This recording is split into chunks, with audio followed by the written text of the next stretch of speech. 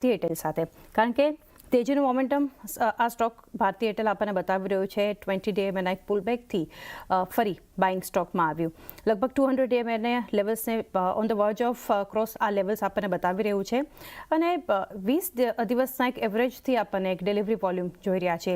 8માંથી લગભગ 7 સેશન્સે આપણને long side પર બિલ્ટઅપ કે શોર્ટ કવર પણ બતાવ્યું છે. કઈ રીતે ધ્યાનમાં રાખવું જોઈએ ભારતી એરટેલને?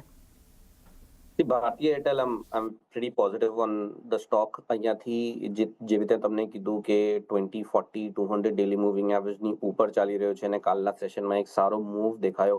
પ્રીવિયસ સ્વિંગ હાઈઝ પર ઉપરની તરફ તૂટ્યા છે. ઇનફેક્ટ લાસ્ટ 3 વીકના જે હાઈઝ હતા એની ઉપર ક્લોઝિંગ આવ્યું છે, એની ઈ હાઈઝ ઉપરની તરફ તૂટ્યા છે, which is a very good sign for the stock.